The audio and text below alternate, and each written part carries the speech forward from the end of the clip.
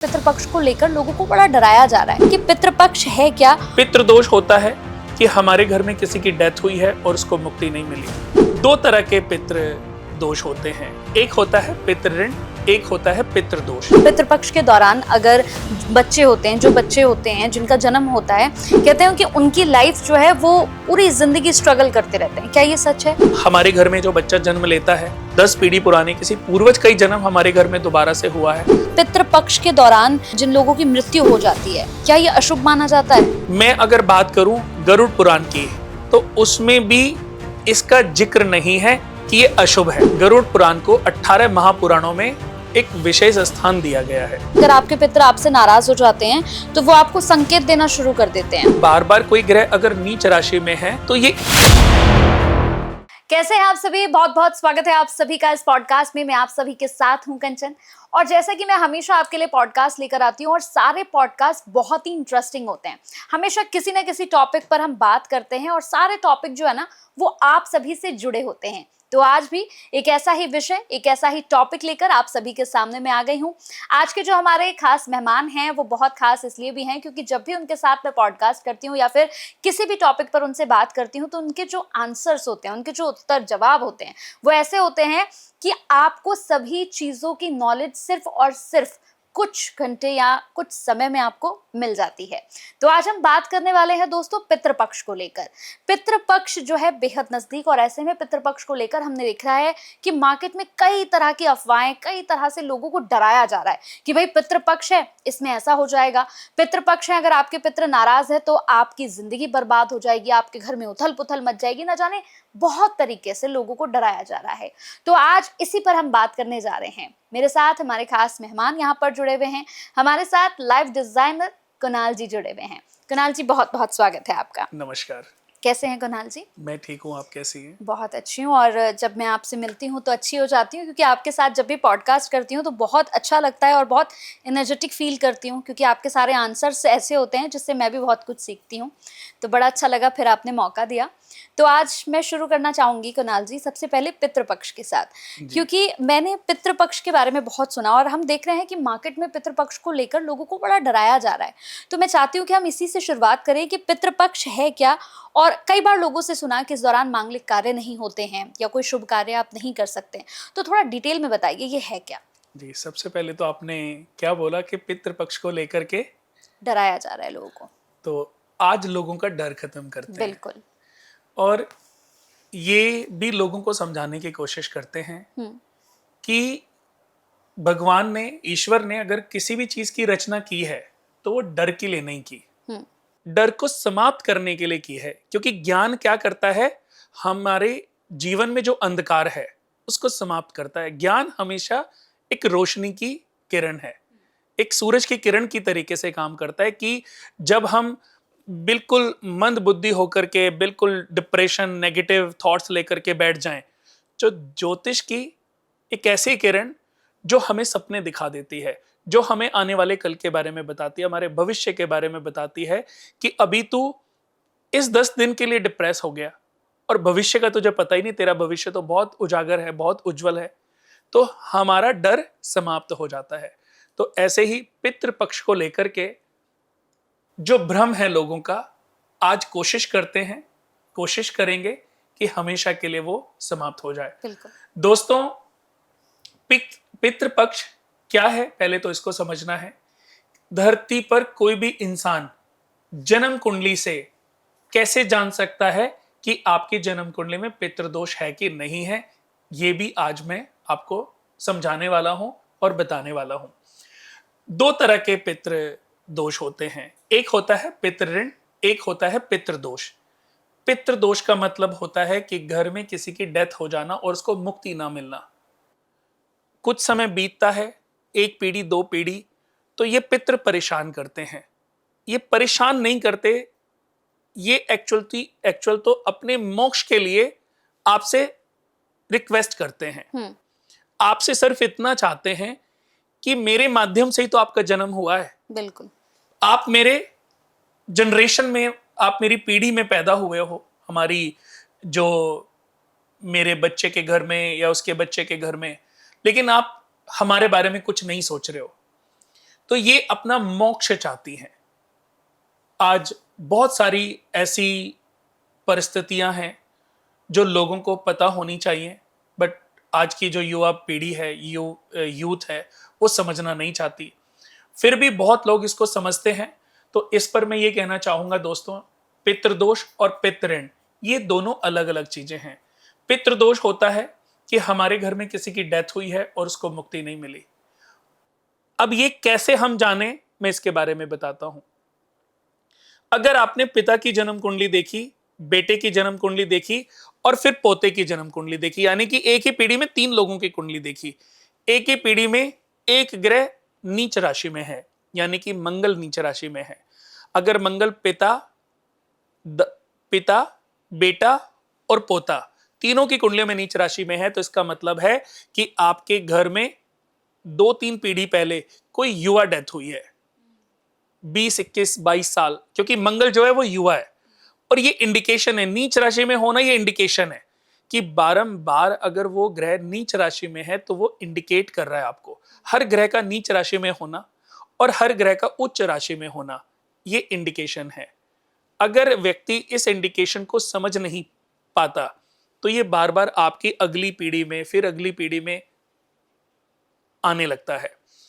जैसे मेरी जन्म कुंडली में मंगल नीच राशि में है, तो ये इंडिकेशन देना चाहता है प्लैनेट, बट अभी मुझे समझ नहीं आ रहा है, क्योंकि मेरे पिता की कुंडली में तो मंगल बहुत अच्छे हैं और मेरे बेटे की कुंडली में भी मंगल बहुत अच्छे हैं, लेकिन मेरी जन्म कुंडली में नीच राशि में, बट उनका इंडिकेशन तो है। हर ग्रह का अच्छा होना और खराब होना ये आपको इंडिकेट करता है। वो इंडिकेशन आपको समझना तो चाहिए, बट समझने के लिए किसी के पास उस नॉलेज का होना बहुत जरूरी है, जो नॉलेज दुर्लभ होती है, जो किताबों को पढ़ के प्राप्त नहीं होती, कभी कभी अंतर ज्ञान से भी प्राप्त होती है। अगर किसी व्यक्ति की जन्म कुंडली में नीच राशि में है तो हमें यह लगता है कि व्यक्ति ने कोई क्रूरात्मक कोई कांड किया होगा और उसका परिणाम भोगने के लिए इसका जन्म हुआ है। लेकिन अगर ये फादर और बेटे दोनों की कुंडलियों में है तो इसका तात्पर्य है कि आपके घर में कोई युवा डेथ हुई है और उसको मुक्ति नहीं मिली है। वो आपसे अभी रिक्वेस्ट कर रहा है। जब ये 3 पीढ़ियों में से एक पीढ़ी खत्म हो जाती है, यानी कि दादाजी इस दुनिया से चल बसे, फिर ये हार्ड भी होती है, कभी कभी गुस्सा वाला रूप भी ले लेती है। कहते ना, अगर ये पितृ नाराज हो जाएं तो इनको मनाना इतना आसान नहीं है। फिर ये आपके कंबल से, आपके दान से ये नहीं मानते। फिर ये एक बार तो जीवन में आपको बिल्कुल डिस्ट्रॉय कर देते हैं। कभी जीवन में कोई बड़े तपस्वी, कोई महान सिद्ध पुरुष मिल जाएं, वो समझाएं कि यार आपके पितृ नाराज हैं और आप ये दान करो। पितरों का, अगर पितृ नाराज हैं तो उसके लिए सबसे अच्छा उपाय सिर्फ दान है। एक्चुअली पितृ अपना मोक्ष चाहते हैं। वो देख रहे हैं कि आप अपने बेटे की शादी में 5 करोड़ खर्च कर रहे हो, लेकिन हमें मोक्ष दिलाने के लिए पुण्य अर्जित नहीं कर रहे हो। ये जो 10 करोड़ का, 5 करोड़ का खर्चा, ये पुण्य नहीं दे रहा है। ये तो आप अपनी अपनी अपनी इज्जत, अपनी वैल्यू दिखाना चाह रहे हो लोगों को, अपनी अपनी आभा दिखाना चाह रहे हो, अपनी पर्सनालिटी को जताना चाह रहे हो कि मेरे पास कितना पैसा है, मैंने अपनी बेटी की शादी में, अपने बेटे की शादी में कितना पैसा खर्च किया। अब वो जो पितृ बैठे हुए हैं वो कह रहे हैं ये ना भागवत कथा करा रहा है, ना कोई हमें मोक्ष के लिए कोई रास्ता ढूंढ रहा है। आपको मैं बता दूं कंचन जी, हम जितने भी लोगों की पूजाएं कराते हैं, हम सबसे पहले पितृ पूजा कराते हैं। यानी कि हर पूजा में हमारे पूर्वजों का, हमारे पितरों का पूर्ण अधिकार होता है। और अगर आपके जो पूर्वज हैं, आपके जो पितृ हैं, उनको अगर हिस्सा नहीं मिलता तो वो भी अशांत होते हैं, वो भी थोड़े नाराज होते हैं। आपके हैं तो वो फैमिली मेंबर ही ना। अच्छा, एक उदाहरण देता हूं। आपके घर में मम्मी पापा रहते हैं, बच्चे रहते हैं, आप, आपके हस्बैंड सब रहते हैं, या आपके सास ससुर रहते हैं, इसे समझ लीजिए। तो जब आपका घर में खाना बनता है तो सबसे पहले आप खाना किसको परोसते हैं? पापा मम्मी को। बुजुर्ग हैं, उनकी एज हो गई, उनको टाइम से भूख लगती है, तो जो हम खाना उनको परोस रहे हैं, तो ऐसे ही हमारे पूर्वजों की भी एक भूख है। अगर वो भूख, अगर उनको खाना नहीं मिले, उनको बुरा लगता है कि देखो वो अपने बेटे के लिए। और इस बात से मैं कहता हूं चलो वो नाराज नहीं होंगे, बट जब आप अपने माता पिता की, अपने सास ससुर की थोड़ी सी केयर ज्यादा करोगे ना, तो उनको खुशी मिलेगी। और जब खुशी मिलेगी तो उसका रिवर्ट बैक वो इतनी सारी ब्लेसिंग्स आपको देंगे कि आप सोच भी नहीं सकते कि उनकी ब्लेसिंग से आप कितने तरक्की कर रहे हो। तो हर पूजा पाठ में हमारे पूर्वजों का हिस्सा होता है। बिल्कुल। तो इस हिस्से से वो अपने मोक्ष के लिए उसको यूज करते हैं। कई बार क्या होता है कि कभी हमारे किसी पितृ को अगर मोक्ष नहीं मिला है, तो हम जो पूजा पाठ करते हैं, हम जो दान करते हैं, हम जितने भी यज्ञ अनुष्ठान करते हैं, उसका 25% भोग उन्हीं को जाना जाता है।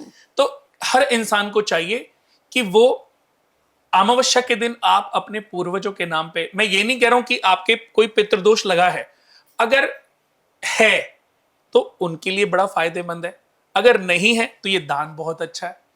किसी ब्राह्मण को भोजन खिलाना बुरा कहां है। बिल्कुल।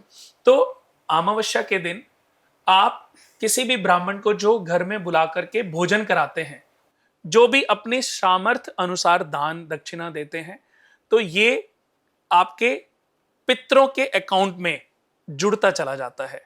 ये आपके पितरों के अकाउंट में जुड़ रहा है। उनको मोक्ष दिलाने के लिए ये बहुत उपयोगी उपाय है दोस्तों, जो मैं आपको बता रहा हूं। किसी की जन्म कुंडली में शनि नीच राशि में है, पिता की भी, खुद की भी और बेटे की कुंडली में भी, ये भी एक इंडिकेशन है। यानी कि किसी सर्वेंट, किसी सेवादार, किसी काम करने वाले व्यक्ति का पाप आपको लगा हुआ है, उससे मुक्ति आपको, ये इंडिकेशन है। अब इसका सही दान के लिए आपको, मैं ये नहीं कहता हूं ऐसा करोड़ों में कोई एक फैमिली होगी, बिल्कुल, 1 2 4 5 करोड़ में कोई एक फैमिली होगी जिसकी कुंडलियों में ये इंडिकेशन देखने को मिलते हैं। सबकी कुंडली में नहीं हो सकते, पर फिर भी दोस्तों मैं बोलूंगा कि अगर आपकी जन्म कुंडली में कोई भी ग्रह नीच राशि में बैठे हैं, तो वो एक इंडिकेशन दे रहे हैं। उस इंडिकेशन को समझ के उसके दान करनी चाहिए। उसके जो भी उपाय हैं वो विधिवत रूप से जरूर करने चाहिए। हर ग्रह का हर भाव में होना योग कारक भी है और दोष कारक भी है। अगर किसी जातक की जन्म कुंडली के 10th भाव में वीनस 2 नंबर में या 7 नंबर में बैठ जाए, तो इससे मालव्य महापुरुष योग बनता है। मंगल उच्च के बैठ जाए तो रोचक महापुरुष योग बनता है। लेकिन मंगल के 10th भाव में होने से एक दोष भी बनता है, इसको बोलते हैं क्रुअल्टी, जालिमाना ऋण दोष। ऐसा व्यक्ति अपने पाप का भी प्रायश्चित करने के लिए आया है, यानी कि उसने पिछले जन्म में किसी से कोई चीज ली और वापस नहीं करी, वो उसको चीज रिटर्न करनी है। तो इसका अब ये तो पता नहीं कि हमने चीज क्या ली और क्या वापस करें, तो इसका उपाय है कि अपने वजन के बराबर आटे की गोलियां बनाकर मछलियों को, ये सारे ये ऋण भार हैं, ये पैतृक ऋण है। एक पितृदोष कि घर में डेथ हुई और उसको मुक्ति नहीं मिली, इसको पितृदोष कहते हैं। हमने अपने जीवन में जो पाप कर्म किए हैं, किसी की लड़की या बहन की हत्या करना, हद से ज्यादा जुल्म करना, बहन का ख्याल ना रखना या किसी लड़की को धोखा देना, इससे कन्या बहन ऋण का दोष लगता है। किसी मंदिर को तोड़ देना, पीपल का पेड़ काटना, नास्तिक हो जाना, भगवान का अनादर करना, चाहे वो मस्जिद हो चाहे वो चर्च हो, किसी का भी अपमान करना, तोड़ना, अपने जो रिचुअल्स होते हैं उनका पालन ना करना, अपने घर वालों की आज्ञा ना मानना, इससे सवदोष ऋण दोष बनता है। दुनिया का सबसे बड़ा दोष होता है सवदोष ऋण दोष। इससे बड़ा कोई दोष नहीं होता। जब 5वें घर में शुक्र शनि राहु केतु बैठ जाएं तो सवदोष ऋण दोष होता है और ये हमारी 90% ग्रोथ को खा जाता है। तो हर व्यक्ति को चाहिए कि पहले अपने इन ऋण भारों से मुक्त हों। तो दोस्तों पहले तो हमें ये समझना है कि हमारी कुंडलियों में पितृदोष है कि नहीं है, फिर पितृण दोष है कि नहीं है। पितृदोष और पितृण अगर आपकी जन्म कुंडलियों में बने हैं तो मेरा इनको करने में, इनके सॉल्यूशन करने में कोई बहुत पैसे खर्च नहीं होते। सूर्य विष्णु यज्ञ सवदोष ऋण दोष के अलावा सारे उपाय बहुत आसान है और वो दान है। पत्नी ऋण दोष है तो किसी गौशाला में जाकर के 100 गायों को चारा खिलाना और पत्नी की केयर करना। कन्या बहन ऋण का दोष है, बहन का ख्याल रखो, पीले रंग की नोकोड़ियां जलाओ, जल प्रवाह करो। किसी की लड़की के साथ आप अभद्रता पूर्वक बात ना करो। जैसे आप अपनी बहन का ध्यान रखते हो ऐसे दूसरों की बहनों का भी ध्यान रखो, तो आपके कुंडली में कभी कोई दोष आपके कर्मों से उत्पन्न होता है। हम जो क्रिया करते हैं वही तो कर्म है। अच्छा किया वो अच्छा कर्म है, जो बुरी क्रिया की वो बुरा कर्म है। ठीक है। कुणाल जी, जैसे एक और बात कही जाती है कि पितृपक्ष के दौरान अगर बच्चे होते हैं, जो बच्चे होते हैं जिनका जन्म होता है, कहते हैं कि उनकी लाइफ जो है वो पूरी जिंदगी स्ट्रगल करते रहते हैं। क्या ये सच है? नहीं, ये बिल्कुल भी नहीं है। कभी कभी मैं बता दूं कि हमारे कोई पूर्वज होते हैं, उनकी अगर डेथ हो जाए या हमारे घर में जो बच्चा जन्म लेता है, तो इसका तात्पर्य है कि ये कोई पूर्वज, कोई पीढ़ी दर पीढ़ी, कोई पूर्वज आज से 3 पीढ़ी पुराने, आज से 4 पीढ़ी पुराने, किसी पूर्वज का ही 10 पीढ़ी पुराने, किसी पूर्वज का ही जन्म हमारे घर में दोबारा से हुआ है। तो ये तो बहुत अच्छी बात है कि अगर पितृ दोष में, पितृ पक्ष में, पितृ एक्चुअली पितृ दोष तो इनको कहते हैं, इसको पितृ पक्ष बोलना चाहिए कि ये पितरों का पक्ष है। तो इसको पितृ दोष बोलना गलत है कि पितृ पक्ष में अगर कोई भी जन्म लेता है तो ये बहुत ही शुभ कारक योग भी होता है कि वो बच्चा आपके पूर्वजों से दोबारा आपके घर में जन्म लेकर के, यानी कि वो इतनी, जैसे मैं एक उदाहरण देता हूं, सबसे पहले जो ब्रह्मा जी के 10 मानस पुत्र थे, तो एक वंश चला था जो सूर्य वंश कहलाया, जो सबसे पहले ब्रह्मा जी के से मरीच, मरीच से इक्ष्वाकु, इक्ष्वाकु से कश्यप, कश्यप की एक संतान थी सूर्य, सूर्य के एक पुत्र थे मनु।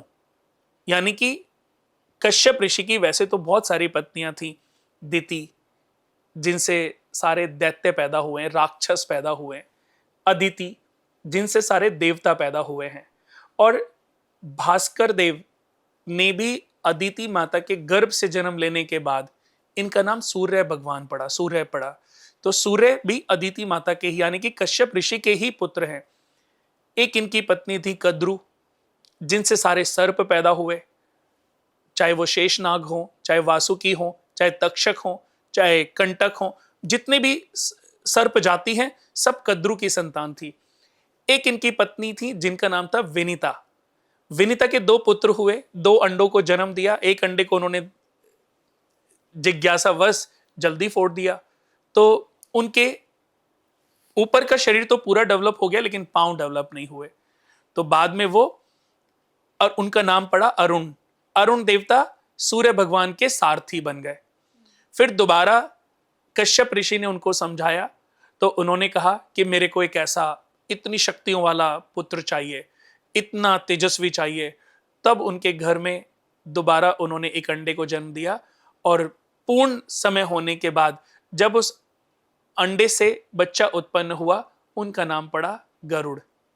गरुड़ देवता बाद में गरुड़ देव भी बने, और ये विष्णु भगवान के सारथी बन गए। तो विष्णु भगवान के सारथी बनने के बाद ये अपनी माता, इनकी माता जो है अदिति माता की, कद्रु की दासी के रूप में काफी वर्षों रही।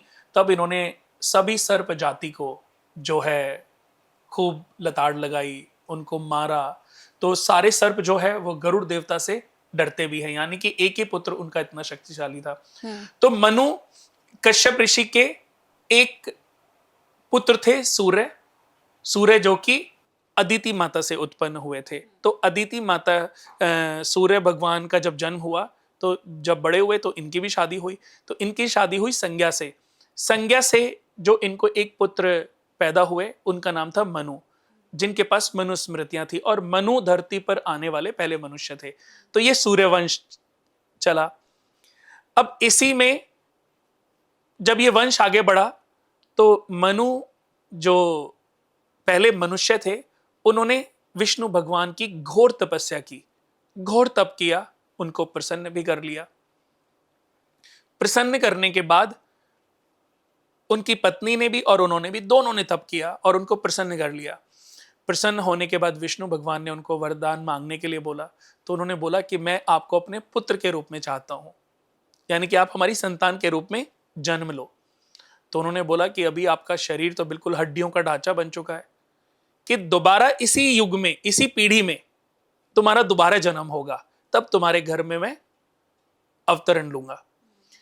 तो मनु का दोबारा जन्म हुआ राजा दशरथ के रूप में। तब दशरथ के घर में, और जो उनकी पत्नी थी शत्रुपा, उनका जन्म हुआ कौशल्या माता के रूप में। तब उनके घर में विष्णु भगवान ने रामचंद्र जी के रूप में जन्म लिया। तो ये सूर्यवंशी कुल था पूरा। तो ऐसे ही कभी कभी हमारे पूर्वज भी हमारे घर में दोबारा से जन्म ले लेते हैं।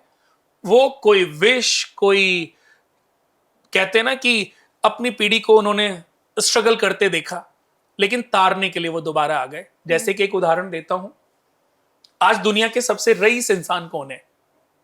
अंबानी जी। अंबानी जी। मुकेश अंबानी जी। हाँ जी। मुकेश अंबानी जी के जो फादर थे धीरू भाई अंबानी जी, वो तो पहले रिच नहीं थे, बहुत ही निम्न घर में, गरीब घर में उन्होंने जन्म लिया और उसके बाद उन्होंने खुद की मेहनत से ये रियासत बनाई।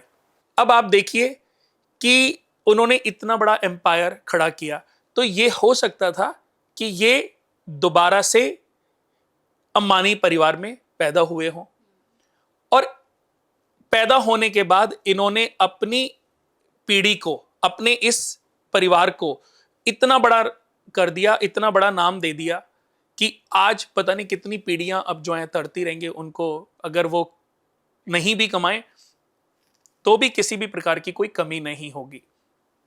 तो ऐसे ही दोस्तों, जब हम अपने पूर्वजों की, पितरों की बहुत सेवा करते हैं, बहुत पूजा पाठ करते हैं, बहुत उनके प्रति नतमस्तक रहते हैं, उनकी केयर करते हैं, उनके प्रति हम उनके लिए हम दान दक्षिणा कुछ ना कुछ करते रहते हैं, तो कभी कभी वो हमसे प्रभावित होकर के हमारे कुल में दोबारा जन्म भी लेते हैं और जन्म लेकर के हमारी कई पीढ़ियों को तारने के लिए कोई रास्ता भी चुन देते हैं।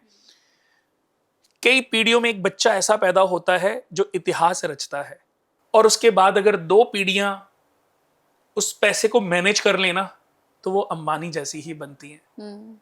धीरू भाई अंबानी जी ने बनाया, पैदा किया, मुकेश जी ने उसको बैलेंस किया और आज देखो उनके दोनों बच्चे आगे, जो उनके बच्चे हैं वो भी आगे बिजनेस को बढ़ा रहे हैं। तो ऐसे हर घर में कहानी है, हर घर में लोगों को भी ये समझ नहीं है। हम थोड़े से पैसे के लिए आपस में लड़ने लगते हैं, भाई भाई से लड़ रहा है, भाई बहन से लड़ रहा है, बहन भाई के ऊपर केस कर रही है, भाई बहन की प्रॉपर्टी को हड़पने में लगा हुआ है। हम क्या कर रहे हैं? कोई पत्नी को धोखा दे रहा है, कोई पति को धोखा दे रहा है, कोई अपने बच्चों के साथ जाति कर रहा है, सिर्फ अपने कर्मों के माया जाल में फंसे हुए हैं। एक पाप कर्म से मुक्त नहीं हुए कि दूसरा पाप कर्म करना शुरू कर देते हैं। तो हर इंसान को चाहिए कि पहले अगर किसी भी जातक की जन्म कुंडली में, जैसे कि मैंने बताया, पितृपक्ष एक मौका है अपने पितरों को मोक्ष दिलाने का। ये टाइम है जब पितरों को मोक्ष मिल सकता है। ये पितृ क्यों मनाए जाते हैं ये भी मैं आज आपको बता देता हूं। आपने कर्ण के बारे में सुना होगा। कर्ण कौन थे? कुंती के पुत्र थे, सूर्य भगवान की देन थे। कर्ण ने अपने जीवन में जितना भी कमाया सब दान किया। उन्होंने इतना स्वर्ण दान किया, इतना स्वर्ण दान किया कि उनके पुण्यों के स्वर्ण के कहते हैं कि पहाड़ खड़े हो गए थे। जैसे एक छोटी सी स्टोरी है।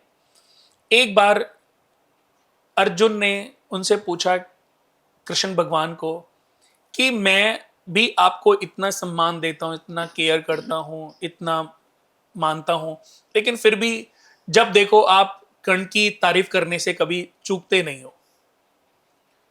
तो उन्होंने कहा कि ठीक है, मैं तुझे इसकी वजह समझाता हूं। तो उन्होंने अर्जुन को बोला कि ये एक पहाड़ है, ये स्वर्ण का पहाड़ है और ये गांव के लोग हैं। तुमने इस पहाड़ को सभी गांव वालों में बराबर बांटना है। तो अर्जुन बांटने लग गए। अर्जुन गए तो उनको बांटने लगे। भाई जिसको जैसा देख रहे थे उसको उसी अकॉर्डिंग स्वर्ण दान करते चले गए। सुबह से दोपहर हो गई, दोपहर से शाम हो गई, शरीर थक गया पूरा बांटते बांटते। वापस आए माधव के पास, कह रहे मैं तो बहुत थक गया हूँ और ये तो लोग खत्म ही नहीं हो रहे हैं, तो दोबारा दोबारा भी मांगने के लिए आ रहे हैं, तो इनसे तो कैसे बांटूं, इनको तो बांट पाना बड़ा मुश्किल है। तो कहते ठीक है, अब दोबारा वो कर्ण के पास जाते हैं। कर्ण को बोलते हैं कि ये पहाड़ है, स्वर्ण का है पूरा, इसको एक गांव वालों में बराबर बराबर बांटना है। कर्ण ने सारे गांव वालों को बुलाया, इकट्ठा किया। उन्होंने कहा ये स्वर्ण का पहाड़ है, जिसको जितना चाहिए अपनी जरूरत के हिसाब से खुद ले जाए। सारे गांव के लोग आए, अपनी जरूरत के हिसाब से ले गए। 2 घंटे में सारा पहाड़ खत्म। तो कृष्ण भगवान ने पहले अर्जुन को बुलाया और अर्जुन को बोला कि ये स्वर्ण से भरा पहाड़ है, इसको सब में बराबर बराबर बांट दो। अर्जुन ने कहा ठीक है। सारे गांव के लोग आने लगे, लाइन लगा के। उन्होंने बोला सब लाइन लगा के खड़े हो जाओ, और अपने हाथ से सबको दान करने लगे। जो छोटा था उसको थोड़ा, जो बड़ा था उसको और ज्यादा, जो लेडीज थी उनके अकॉर्डिंग अपनी मर्जी से वो देते रहे, जो उनको समझ आ रहा था। सुबह हो गई, सुबह से दोपहर हो गई, दोपहर से शाम हो गई, लेकिन ना पहाड़ खत्म हुआ ना लोग खत्म हुए। अब वो थक के पसीने पसीने और थकान की वजह से वापस आए कृष्ण जी के पास। उन्होंने बोला कि माधव, ये तो लोग दोबारा दोबारा भी आ रहे हैं, अब मैं क्या करूं? ये तो खत्म ही नहीं हो पाएगा, ऐसे तो महीनों लग जाएंगे। तो उन्होंने बोला कि ठीक है, अब यही कार्य मैं कर्ण को बोलता हूं। तो उन्होंने अगले दिन आने के लिए बोला। अगले दिन अर्जुन को बोला कि सिर्फ तुम देखते रहना। तो कर्ण को जब बोला तो कर्ण को भी यही सेम बात बोली कि ये पहाड़ तुम्हें इन गांव वालों में बराबर बराबर बांटना है। तो कर्ण ने गांव वालों को इकट्ठा किया। उन्होंने बोला कि ये स्वर्ण का पहाड़ है, जिसको जितनी आवश्यकता है अपने हिसाब से सब इसको बराबर बांट लो। 2-3 घंटे में, 4 घंटे में सारा पहाड़ का स्वर्ण जो है वो जो गांव वाले आते गए अपने अपने सामर्थ्य अनुसार या अपनी जरूरत अनुसार सब लेके चले गए। 2-3 घंटे बाद उन्होंने बोला प्रभु मैंने तो सब बांट दिया। तब कृष्ण भगवान ने अर्जुन को बोला कि देखा कि जब मैंने ये कार्य तुम्हें सौंपा तो तुम्हारे अंदर तुम स्वर्ण से प्रेरित हो गए, स्वर्ण से अट्रैक्ट हो गए। यानी कि स्वर्ण से तुम्हें इतनी अटैचमेंट हो गई कि तुमसे ये छूट ही नहीं रहा था कि जिसको जितना जरूरी है उतना ही दूं, बाकी जबकि मैंने तो बोला पूरा पहाड़ बांटना है। तो यानी कि तुम इससे अट्रैक्ट हो गए और तुम इसको पूर्ण रूप से बांट नहीं पाए, न्याय नहीं कर पाए। और जब मैंने ये बात कर्ण को बोली तो कर्ण का इसके प्रति कोई मोह नहीं था, ना ये पहाड़ उसका था। उसने बोला कि जिसको जितना चाहिए ले जाओ, क्योंकि उसको मोह नहीं था। यही अंतर है कि मुझे कर्ण की तरफ मैं हमेशा प्रभावित रहता हूं। तुमने भी कुछ गलत नहीं किया, तुमने अपनी, लेकिन तुम्हें स्वर्ण से अट्रैक्शन हो गई। तो ये जो अट्रैक्शन है, ये जो प्रेम है ना, ये छूटती नहीं है। तो ऐसे ही हम जो कर्ण ने अपने पूरे जीवन में जितना भी धन कमाया, स्वर्ण कमाया, सब दान कर दिया। अब जब कर्ण की मृत्यु हुई तो वहां पर जब भी सब लोग खाना खाएं तो कर्ण के आगे सोने के बर्तन परोसे जाएं, लेकिन जैसे ही वो किसी भी खाने को टच करे वो स्वर्ण का बन जाए। किसी को भी टच करे तो स्वर्ण का हो जाए। कोई फ्रूट्स खाए तो वो स्वर्ण में बदल जाए, पानी को पिए वो स्वर्ण में बदल जाए।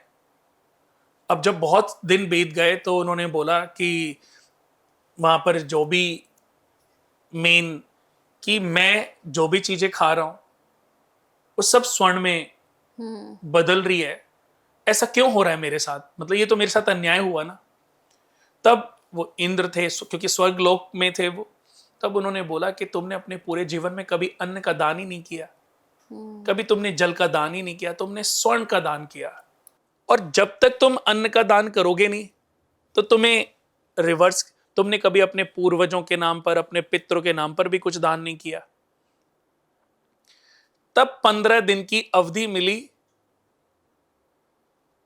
इंद्रलोक से, वापस गए पृथ्वी लोक पर कर्ण, और 15 दिन उन्होंने अपने पितरों का श्राद्ध किया, पितरों का तर्पण किया, और उन 15 दिनों में उन्होंने अन्न का, फल का, पानी का खूब दान किया, फिर वापस आए।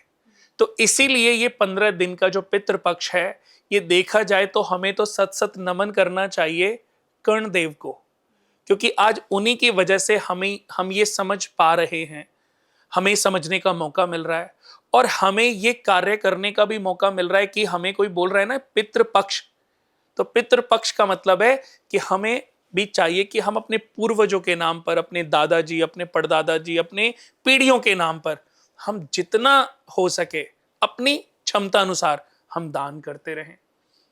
दोस्तों, इन पितृ पक्षों का महत्व यही है कि आप जो भी दान करते हैं, जितना भी दान करते हैं, इसका समय आने पर आपको रिटर्न बैक जरूर मिलेगा।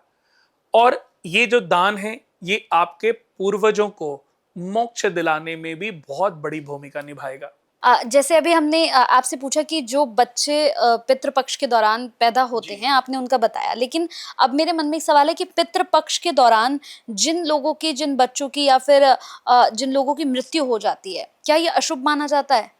देखिए, गरुड़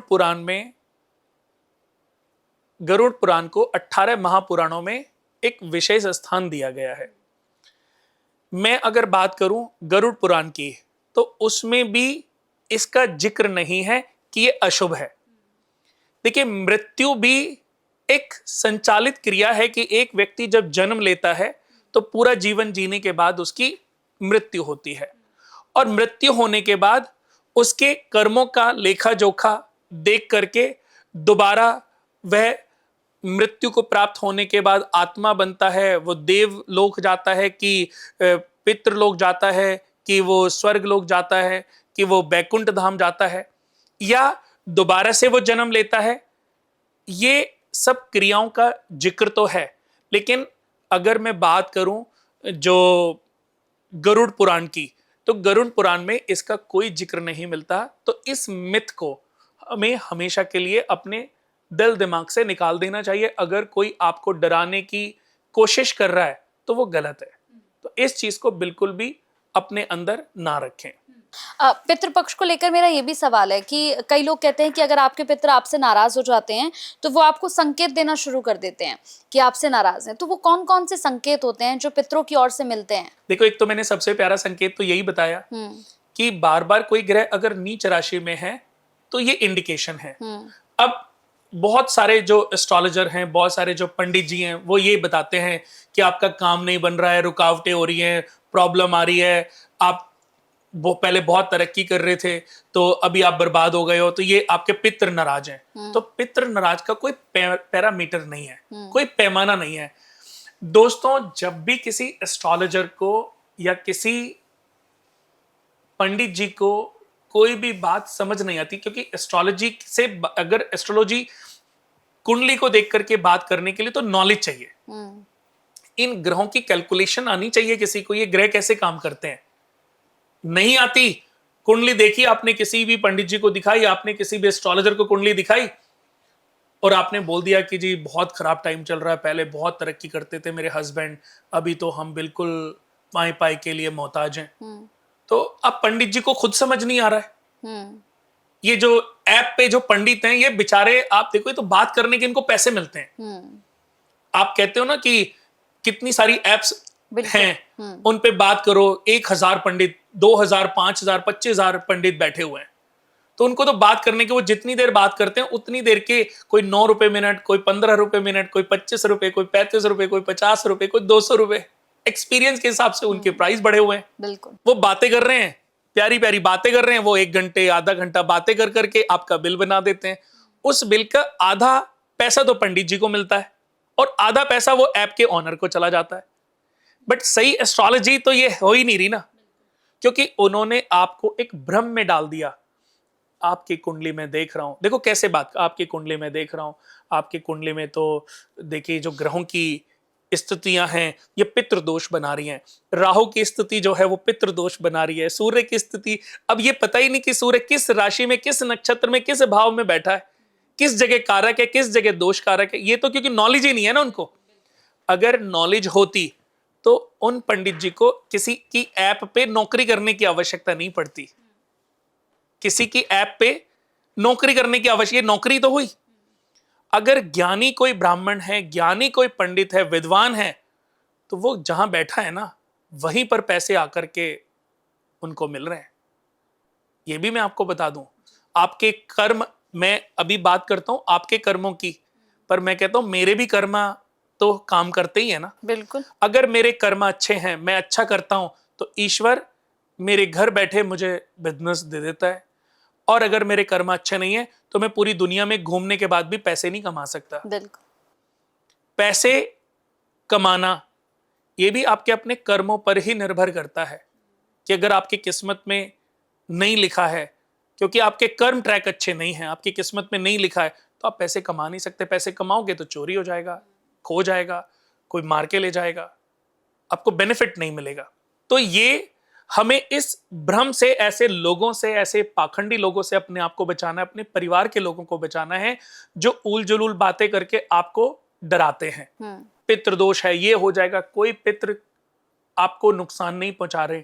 ये ग्रह स्थितियां होती हैं दोस्तों, और हमारे कर्म अनुसार ये फल देती हैं। अच्छी ग्रह स्थिति में पैदा होना, खराब ग्रह स्थिति में पैदा होना, अच्छे योग में पैदा होना, खराब योग में पैदा होना, हमारे कर्मों ने डिसाइड किया हुआ है। बिल्कुल।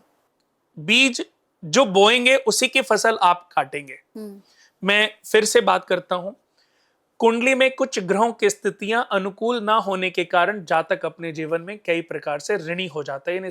इनसे ये जो ग्रह जिन भावों में बैठे हैं, ये ग्रह जिन भावों में बैठे हैं, उन्हीं के आधार पर ये हमें फल प्रदान करते हैं।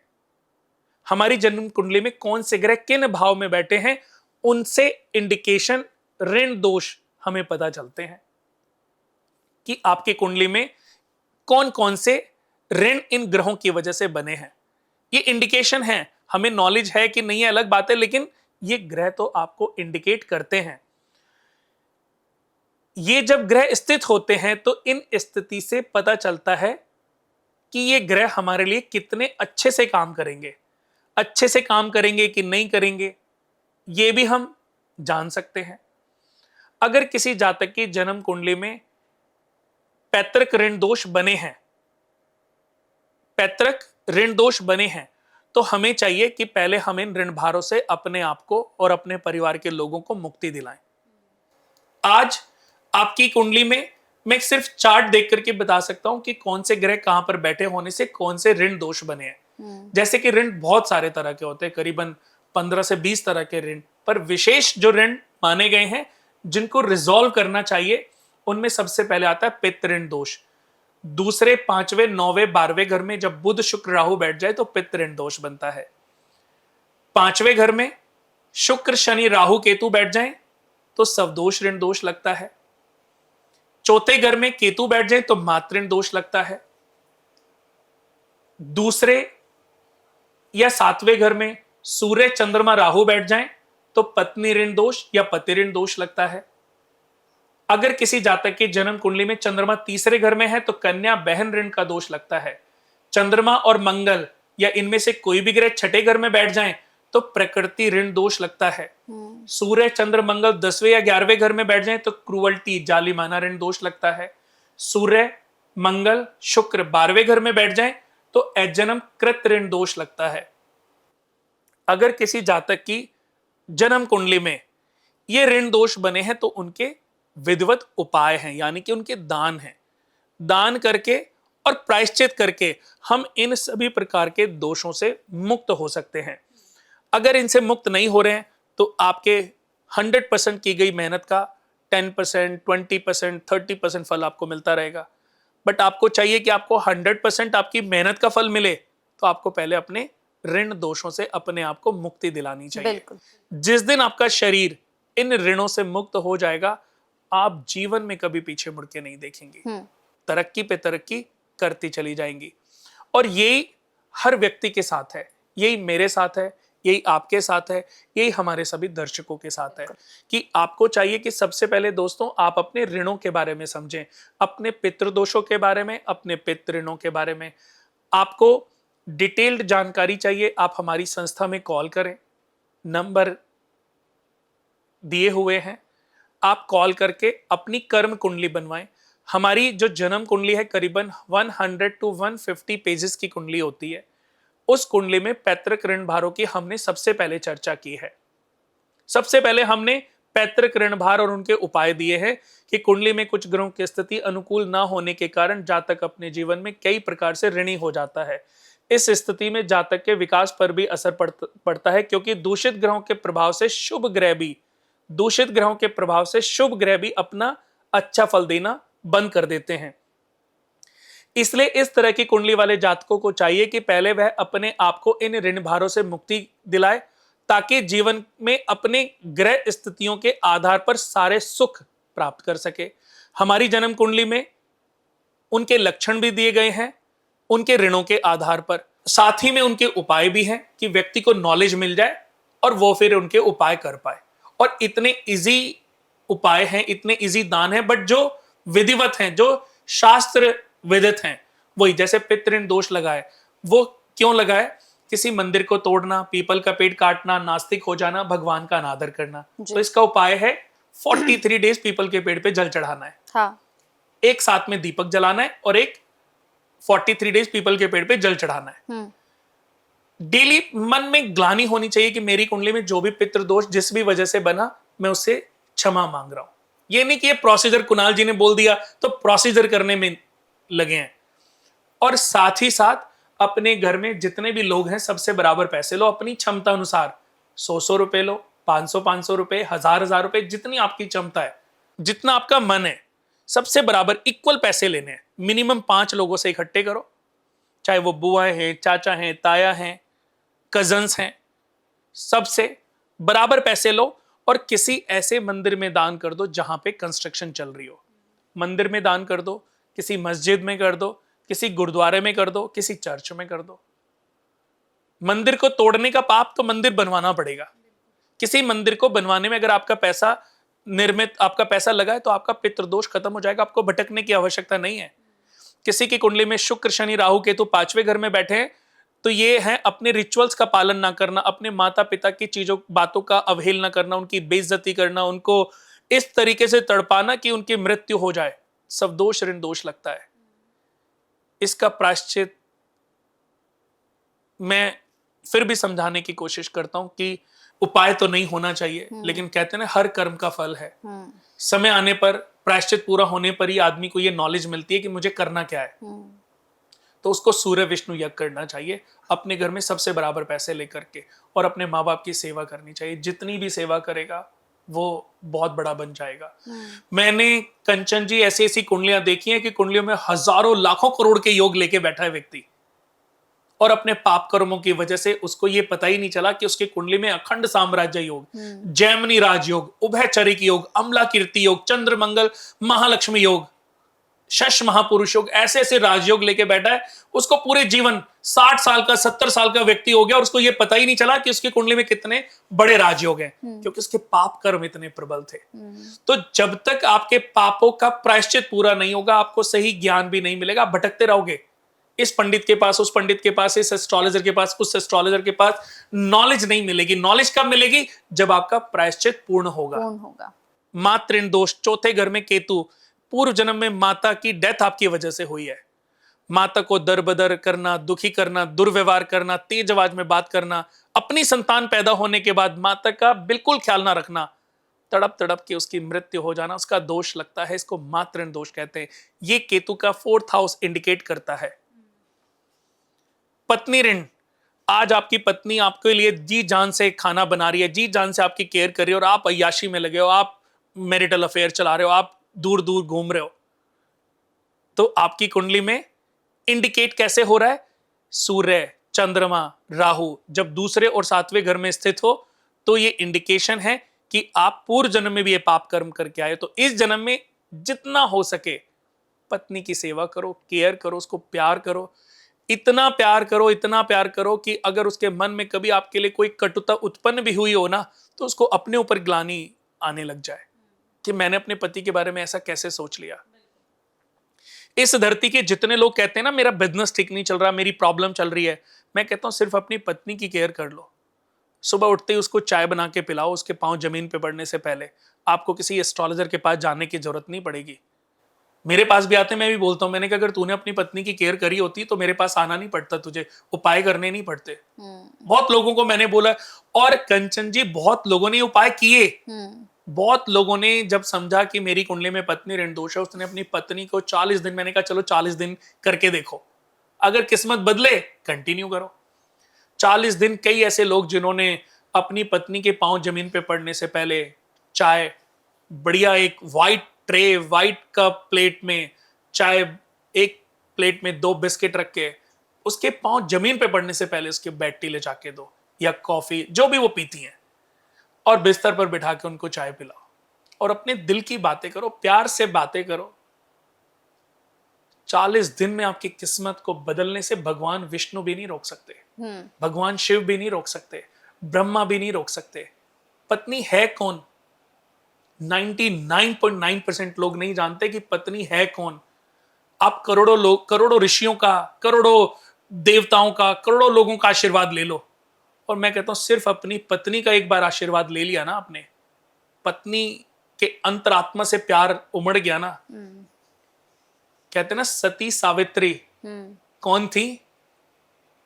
यमराज से भी अपने पति के प्राणों को वापस ले आई थी। ये होती है एक सती का सतीत्व। अत्रि ऋषि हुए, आपने, मुझे पता नहीं आपने सुना है कि नहीं, अत्रि ऋषि ब्रह्मा जी के 10 मानस पुत्रों में से ही एक हैं। उनकी पत्नी का नाम था अनुसुया। अनुसुया के सतीत्व से तीनों देवियां, लक्ष्मी, शक्ति और सरस्वती, तीनों को कभी कभी ईर्ष्या होती थी कि इनका दूर दूर तक इनकी चर्चा है, दूर दूर तक इनका नाम है, इनके सतीत्व का नाम है। तो अपने पतियों को इन्होंने अनुसुया माता की परीक्षा लेने के लिए भेजा। तीनों ऋषि रूप में पहुंचे। तो अब इन्होंने जब वहां पर पहुंचे तो अनुसुया माता आई कि ब्राह्मण देव थे, तीनों ब्राह्मण के वेश में थे, प्रणाम किया और उनको आतिथ्य स्वीकारने के का आग्रह किया कि आप आओ हमारे घर में, हम आपको भोजन फलाहार कराते हैं। तब उन्होंने बोला कि हम उसी शर्त पे आपका अनुरोध स्वीकारेंगे कि जब आप अपने शरीर से सभी कपड़ों को हटा करके हमें भोजन या फलाहार कराएंगे, यानी कि वस्त्रों का त्याग करके। अब अनुसुया माता उसमें पड़ गई कि ब्राह्मण हैं, अब इन्होंने ऐसी शर्त रखी है तो ये कोई इजी तो नहीं हो सकते लोग। तब उन्होंने कहा, अपने सत्यत्व को साक्षी मान के, उसी की कसम, उसी की प्रतिज्ञा, उसी का नाम लेकर के कि ये जो लोग मेरे द्वार पर आए हैं ये वास्तव में कौन है। अगर मैंने अपने जीवन भर अपने सत्यत्व का पालन किया है तो मुझे पता चल जाए कि ये कौन है। तो देखा तो ब्रह्मा विष्णु महेश। अब अनुसुया माता समझ गई कि ये मेरी परीक्षा लेने आए हैं। तब अनुसुया माता ने कहा कि अगर मैंने जीवन भर अपने सत्यत्व का पालन किया है तो ये 6 माह के शिशु बन जाए। वो 6 माह के बच्चे बन गए और फिर उन्होंने वस्त्रों का त्याग करके अपने गोद में बिठा करके उनको दूध का पान कराया, क्योंकि अब तो वो 6 माह के शिशु बन गए। उनकी वो केयर करने लगी। वो अब तीनों देवियां बड़ी परेशान कि हमारे पति कहां, वो वापस उनके पास गई। देखा तो वो तो 6 माह के बच्चे बने हुए हैं। तब उन्होंने अपनी क्षमा मांगी, अपनी माफी मांगी और उन्होंने कहा कि हमारे पतियों को लौटा दो, वरना इनके बिना तो त्रिलोक ही खाली हो जाएगा। तब बहुत जब रिक्वेस्ट करी, अत्रि ऋषि देव ने समझाया, तब उन्होंने उनको वापस से अपने जो संकल्प था उससे उनको मुक्त किया, लेकिन इस वचन के साथ कि आपके तीनों के जो अंश हैं वो मेरे गर्भ से जन्म लेंगे। तो अनुसुया माता ने 3 बच्चों को जन्म दिया। एक बच्चा चंद्र देवता जो ब्रह्मा जी का अंश थे, दुर्वासा ऋषि जो शिव भगवान के अंश थे, और एक दत्तात्रेय भगवान जो विष्णु भगवान के अंश थे। तो ये तीनों अत्रि ऋषि और अनुसुया माता के ही पुत्र थे। तो ये होती है सतीत्व की ताकत, तो हर स्त्री के अंदर इतनी शक्तियां होती हैं। अगर एक स्त्री यानी कि अपनी पत्नी की आप केयर कर लो, अपनी पत्नी को पूज लो, अपनी पत्नी को प्यार कर लो, तो पूरी दुनिया जहान के ग्रहों से लड़के आपको सक्सेस की, सफलता की ऊंचाई तक पहुंचाने का काम करती है आपकी पत्नी। इस बात पर गौर कीजिएगा। बिल्कुल। अगर पितृपक्ष की बात हो ही रही है तो मैं ये भी जानना चाहूंगी कि पितृपक्ष का जो ये अंतराल होता है, जो ये समय होता है, ये 16 दिन का समय जो है, तो इसमें कौन कौन सी सावधानियां रखनी चाहिए? मतलब कौन कौन से ऐसे कार्य हैं जो आप भूल से भी ना करें? देखो, सबसे पहले तो जो सबसे ज्यादा कि इस 16 दिन का जो 15-16 दिन का जो पितृपक्ष होता है, कदापि आपको रास लीलाओं से बचना चाहिए। अगर आप नॉनवेज खाते हैं, आप मांस मदिरा का सेवन करते हैं, तो उसका त्याग करना चाहिए, क्योंकि आपके जो बहुत पीढ़ी दर पुराने पूर्वज हैं, उनको अगर हैं तो उनको अच्छा नहीं लगेगा। जो चीजें आपके पिता को, आपकी माता को, आपके दादाजी को, परदादी को, परदादा को, परदादी को पसंद नहीं है, वो कार्य कदापि नहीं करनी चाहिए। वो चीजें करें जिनसे आपके पूर्वज, आपके पितृ खुश हों, प्रभावित हों। जितना अच्छे से अच्छा कार्य आप कर सकते हो, अच्छी चैरिटी, अच्छे दान, अच्छी पूजा। कहते हैं कि शिव भगवान के पितरों में शिव भगवान महामृत्युंजय मंत्र का और गायत्री मंत्र का उच्चारण सबसे उत्तम माना गया है। रोज 10 मिनट महामृत्युंजय और गायत्री मंत्र का उच्चारण करें। भगवान गणेश की आरती करें, शिव भगवान की आरती करें, गौरी माता की आरती करें, और उसके बाद एक ब्राह्मण को रोज अपने घर में बिठा के खाना खिलाएं। आप इजी नहीं है तो आप उसमें अमावस्या के दिन भी बुला सकते हैं, या जितना भी आप कर सकते हैं वो करें। जो भी आपको बाहर छोटे छोटे बच्चे मिलते हैं, उनको कुछ भी दान, उसको कुछ भी फ्रूटी फल कुछ भी खरीद के आपने उन बच्चों को खिला दिए। किसी मंदिर के बाहर बहुत लोग खड़े होते हैं, बेचारे जरूरतमंद हैं, उनको जरूरत के अनुसार, अपनी क्षमता अनुसार, मैं ये नहीं कह रहा हूं कि गिरवी कोई चीज रख करके पैसे लेकर के दान नहीं करना। अपनी कमाई का कुछ अंश, अपनी सैलरी का अगर आपने 30% दान भी कर दिया तो कोई बुराई नहीं है। आप 10,000 कमाते हैं तो 30% 3,000 रुपए का इस पितृपक्ष में, सिर्फ एक ही महीना तो मैंने बोला है, तो आप 30% पैसे निकाल करके आप वो दान कर दें। बिजनेस करते हैं तो जो भी प्रॉफिट आपका एवरी मंथ होता है उसका 30% निकाल करके आप दान कर दें। आप देखेंगे कि धीरे धीरे आपकी जो ग्रोथ है मल्टीपल होती जा रही है, और आपको ये समझ आएगा, थोड़ा समय बीतेगा, आपको समझ आएगा कि इस पितृपक्ष पे आपने ये जो दान किया, ये जो अच्छाइयां की, इसका कितना अच्छा रिजल्ट आपको मिल रहा है। पितृपक्ष की अगर हम बात कर रहे हैं तो गया में पिंडदान का क्या महत्व है? क्योंकि हमने बहुत बार सुना है कि अगर आपको पितृपक्ष में शांति चाहिए, पितृपक्ष को आप बहुत अच्छे से पितृपक्ष में पितरों की शांति करना चाहते हैं, तो आप गया जाइए, आप गया में जाकर ही कर सकते हैं। लेकिन जिन लोगों का सामर्थ्य नहीं है, जो लोग गया नहीं जा सकते हैं, उनके लिए क्या है? देखो, वैसे तो गया को एक विशेष महत्व मिला है, पिंडदान का, तर्पण का, पितरों के मोक्ष का। अगर आपको बार बार ऐसा लगता है कि आपके जो पूर्वज हैं, आपके जो पितृ हैं, बार बार आपको परेशान कर रहे हैं, तो आपको एक बार गया जाकर के जरूर पिंडदान करना चाहिए। आज के समय पे तो इतनी आसान सुविधाएं हैं, आप ट्रेन से जा सकती हैं। जरूरी नहीं है कि आपने बहुत सारे पंडितों से, एक नॉर्मल रूप में भी आप पितरों के नाम पर कुछ दान, कुछ भोजन वहां पे करा के आ सकती हैं। जरूरी नहीं कि बहुत पैसे आप खर्च करें। बट फिर भी आपने बोला कि नहीं जा सकते, जितने भी लोग हैं, जितने भी लोग ये पॉडकास्ट देख रहे हैं, आपने रोज 15 से 20 मिनट या 11 मालाएं गायत्री मंत्र की चैंट करनी है। आपने गायत्री मंत्र का चैंट किया, क्योंकि गायत्री मंत्र पितृ गायत्री के रूप में भी गायत्री मंत्र का उच्चारण होता है, और वो मोक्ष कारक होता है, यानी कि हमारे पूर्वजों की मुक्ति के लिए पितृ गायत्री चैंटिंग की जाती है। तो इन 15-16 दिन के पितृपक्ष के दौरान आप रोज सुबह उठ करके चंदन का, केसर का तिलक भगवान को लगाएं, अपने को लगाएं और गायत्री मंत्र का जाप करें। 11 मालाएं महामृत्युंजय मंत्र की चैंट करें और अपने पूर्वजों के नाम पर उनको दान कर दें। दान तो नहीं बोलेंगे, अपने पूर्वजों के हित के लिए उनको समर्पित कर दें कि हे परमपिता परमेश्वर, मैंने जो भी आज मंत्र चैंट किए हैं, इसका सारा पुण्यफल मेरे पूर्वजों को, पितरों को चला जाए। ये 15 दिन करें।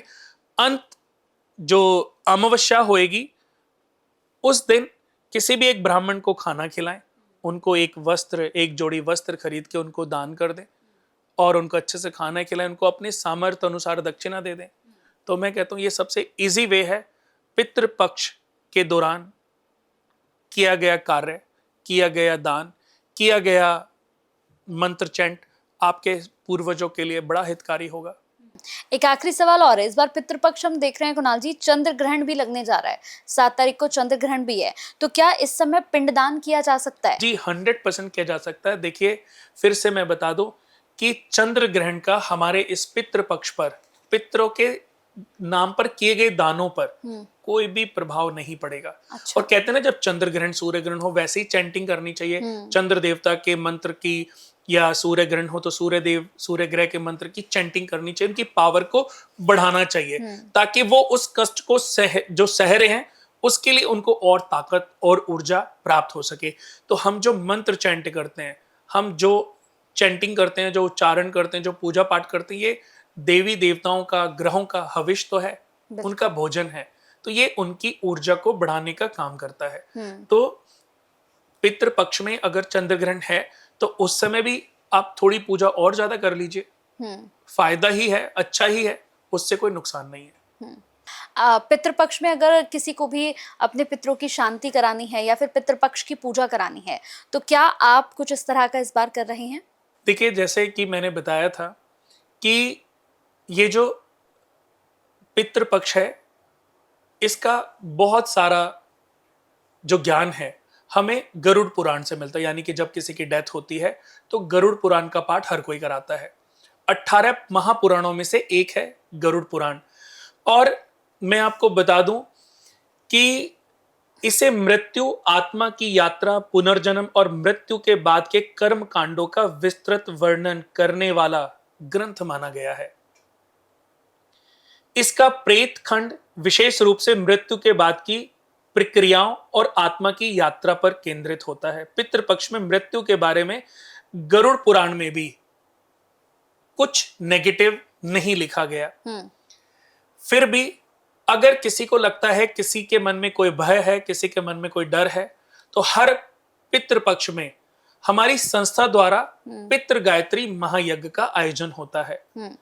हम कुछ सामर्थ्य अनुसार दक्षिणा जरूर लेते हैं, बट फिर भी अगर कोई भी दुनिया में ऐसा व्यक्ति है जो पैसे खर्च करने की स्थिति में नहीं है, तो उसको बिल्कुल भी घबराने की जरूरत नहीं है। एक मुट्ठी चावल हल्दी में मिक्स करके 101 रुपए, 11 रुपए, जो भी आपका मन करे, आप अपने परिवार का नाम और गोत्र, अपना नाम और गोत्र लिख करके हमारे एड्रेस पर भेज दें, तो हमारे यहां पर 8 तारीख को पितृपक्ष का दिन, पितृपक्ष जो शुरू होगा, 8 तारीख से पितृ गायत्री महायज्ञ आरंभ होगा।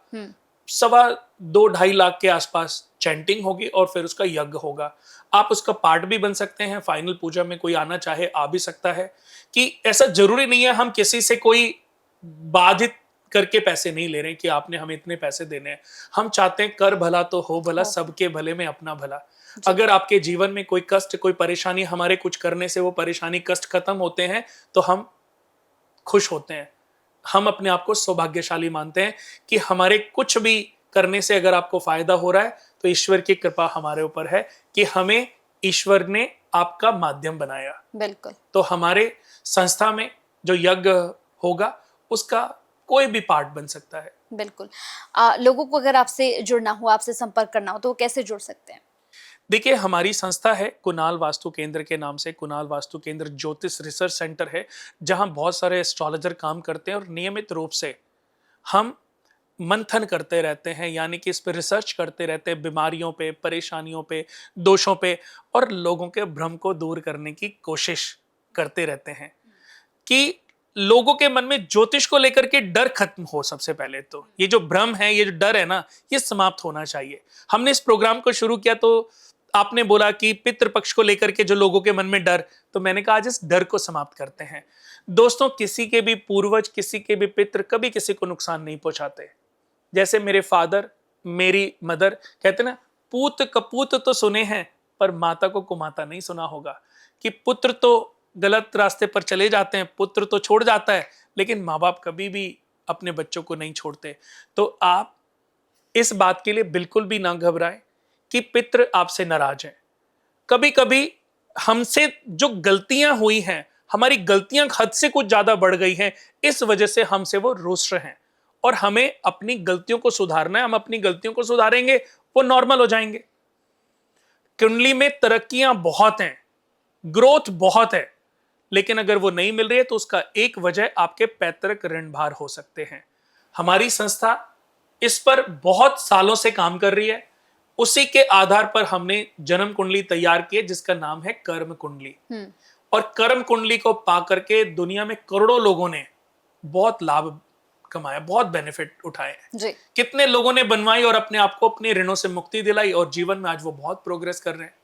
तो मैंने क्या कहा, हमने सिर्फ लोगों को ज्ञान दिया, उस ज्ञान को प्राप्त करके लोगों ने अपने जीवन के अंधकार को समाप्त करने के लिए रोशनी खुद डेवलप की है। बिल्कुल बिल्कुल। तो आप भी चाहते हैं कि आपके जीवन का अंधकार समाप्त हो, सूरज की किरणें आपके शरीर पर पड़े, आपकी नेगेटिविटी को समाप्त करें, तो उसके लिए सही और सच्चा ज्ञान चाहिए। तो वो आप हमारी संस्था से कर्म कुंडली बनवा के प्राप्त कर सकते हैं। बिल्कुल। और मुझे लगता है कि जितने भी लोग इस पॉडकास्ट को देख रहे थे, उन सभी के मन में पितृपक्ष को लेकर जो भ्रम की स्थिति चल रही थी, या फिर वो कई बार, चूंकि सोशल मीडिया का जमाना है और सोशल मीडिया पर जब आप स्क्रॉल करते हैं तो कई तरह की वीडियोस आपको नजर आ जाती है।